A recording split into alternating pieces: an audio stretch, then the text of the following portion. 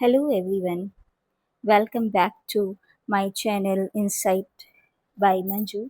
Today we are going to solve the ESTET TGT English Level 2 question paper 2024, यानी जो आपका last exam अभी हुआ था 2000, ये उसका कॉमन सेक्शन है।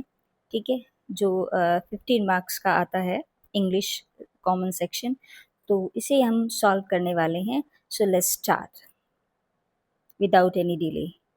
First question is filling the blanks with correct option. Stress, intonation and rhythm can be taught through. यानी जो स्ट्रेस है या इंटोनेशन है या रिदम है वो सिखाया जा सकता है किसके द्वारा? स्किमिंग, स्कैनिंग या ड्रिल ऑफ वेरियस टाइप्स या ट्रांसक्रिप्शन। तो ये स्किमिंग तो आपका क्या होता है कि स्किमिंग होता है एक फास्ट रीडिंग टेक्निक होती है जो यूज होती है कि जर्नल ओवरव्यू के लिए, मेन आइडिया के लिए, जो किसी टेक्स्ट के लिए होते हैं विदाउट फोकसिंग ऑन डिटेल। तो ये तो होता है स्किमिंग। ठीक है। और स्कैनिंग क्या होता है आपका? स्कैनिंग होता है, ये तो एक प्रोसेस होता है। स्कैनिंग तो किसी सर्च टेक्निक को यूज करने के लिए, कोई स्पेसिफिक इंफॉर्मेशन जैसे कीवर्ड्स, डेट्स, नेम्स वगैरह। ठीक है। और ट्रांसक्रिप्शन आपका होता है, ट्रांसक्रिप्शन जो है वो होता है एक प्रोसेस होता है जो कन्वर्टिंग करता है स्पोकन लैंग्वेज को, जैसे ऑडियो रिकॉर्डिंग है और या हैंड रिटन नोट्स है, इनटू ए टाइप और हैंड रिटन फॉर्मेट में। ठीक है। तो इसका आंसर होगा आपका ड्रिल ऑफ वेरियस टाइप। ठीक है, ड्रिल ऑफ वेरियस टाइप यानी प्रैक्टिस ऑफ वेरियस टाइप। ठीक है, तो इसका ऑप्शन जो है वो, थर्ड ऑप्शन जो है वो राइट होगा आपका। चलिए अब नेक्स्ट क्वेश्चन की बात करते हैं।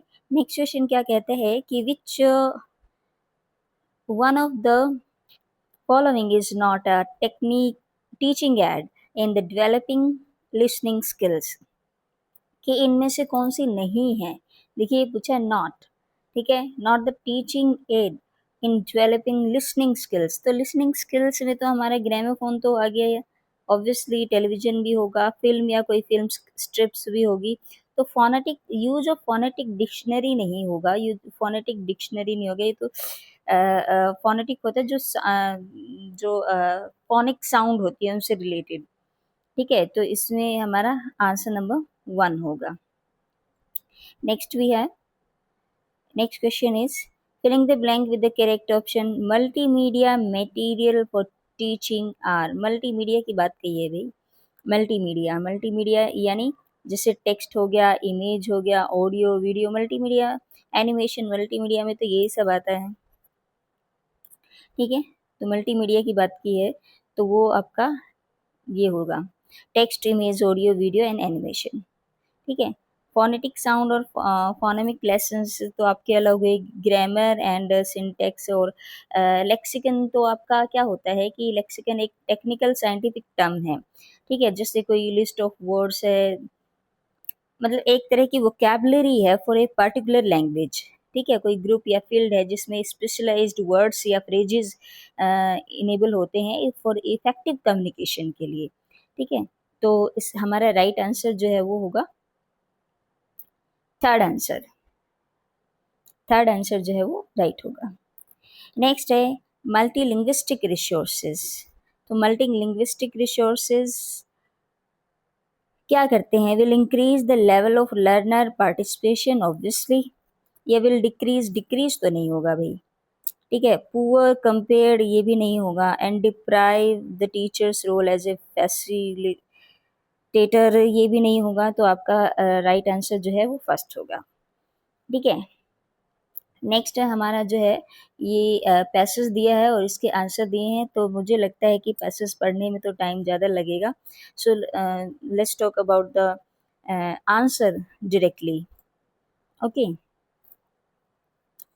How did long the author work in A Delhi college? So it's long time, 3 years since. जब आप इसको पढ़ेंगे तो इसका आंसर शॉर्ट टाइम है। ठीक है, हमारा नेक्स्ट क्वेश्चन है what exercise did the author give the students. तो इसमें वो प्रिसाइज राइटिंग की एक्सरसाइज जो है वो देता है प्रिसाइज राइटिंग की। 7 out of the 8 student wanted to become, ये भी उसमें मेंशन है कि वो क्लर्क बनना चाहते हैं।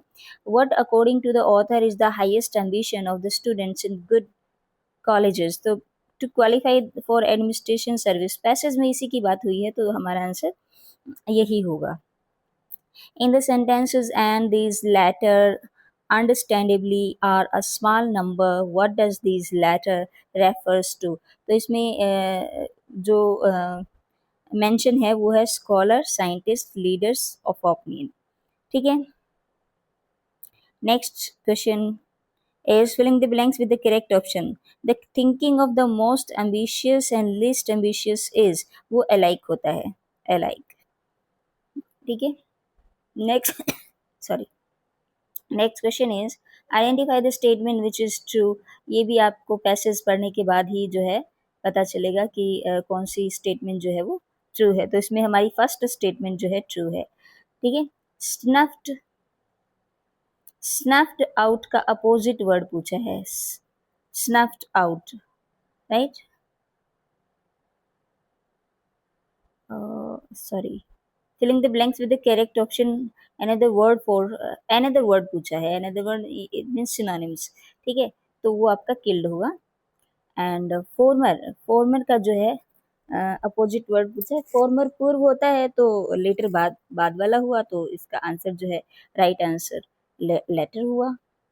Right, letter is for the sequence के लिए यूज होता है लेटर, कि जो सीक्वेंस बनाते हैं ना हम, पहले पहले ये फिर बाद में, ये सीक्वेंस के लिए यूज होता है।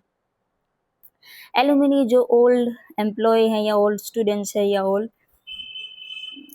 पार्टिसिपेंट्स, सॉरी, ओल्ड स्टूडेंट्स और ओल्ड एम्प्लॉयज़ को एलुमिनी हम कहते हैं। ठीक है, last question is which one of the following is the first step teaching formal grammar.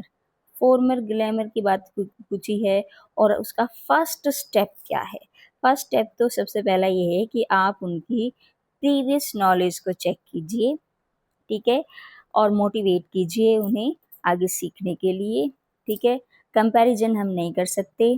ठीक है, collection and presentation of the all examples, ये भी कारगर नहीं होगा, या एप्लीकेशन ऑफ रूल्स, सीधा ही एकदम से रूल्स को सिखाना ये भी नहीं होगा। तो उनकी फॉर्मल लैंग्वेज को हम पहले चेक करेंगे, उसके बाद ही जो है हम टीच कर पाएंगे। So that's all for today and I hope I'm able to clear the points. If you like the video, so like, subscribe and share with your friends। like करें, सब्सक्राइब करें मेरे चैनल को। Your support is matter to me. Okay, thanks for watching.